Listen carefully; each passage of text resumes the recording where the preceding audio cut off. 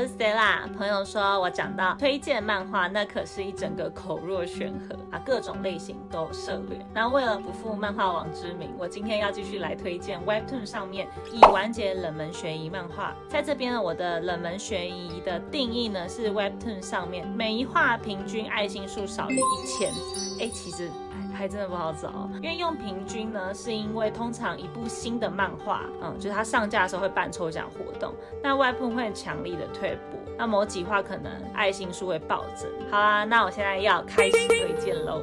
那第一个就是静感，对，就叫静感。这一部呢，我很喜欢。这部片的产生呢，可能有4层原因，是想要介绍这一部给大家。对，就这么夸张。最后会有一部是另外的4层原因。这一部呢，它节奏很明快，它该结尾就结尾，毫不拖泥带水。它是在讲说女主角怎么从一介平凡人，逐步的找出真相，展开呢对权贵的复仇。其实呢，真的很好奇，这部怎么没有红？直接预言这一部很值得改编成电视剧。你们不要笑，我之前预言都超准的，很值得一看。所以这边呢就不讲太多的剧情了，大家自己体会。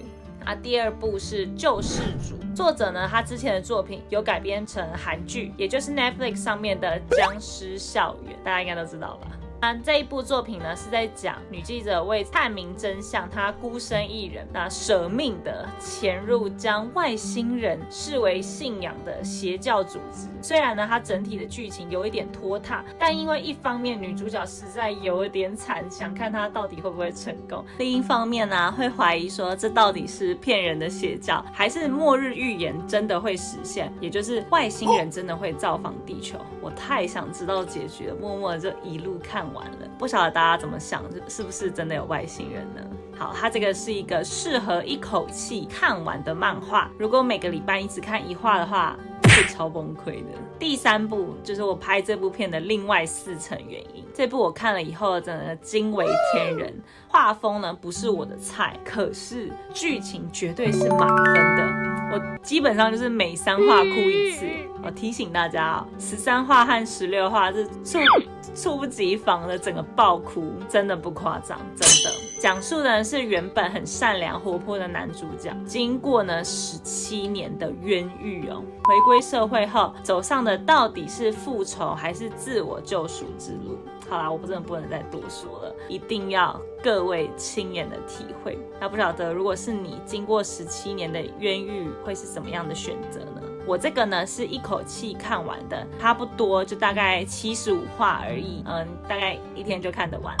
那它的分镜我觉得画得非常好，很像电影。有几话呢，你不用多余的字你的内心呢就会紧紧的被牵引。如果是你，是你遇到这些冤罪，这些磨难，在监狱已经精神耗弱了，你从坚信自己无罪，那到最后是不是真的怀疑，我是不是真的做错什么，我真的犯错了，不然为什么会在这边蹲这么久，在监狱里这么久，而且连同家人会因为是犯罪者的亲属嘛，一定会受到世人一些那种自我满足不明不白的惩罚。你会想报仇吗？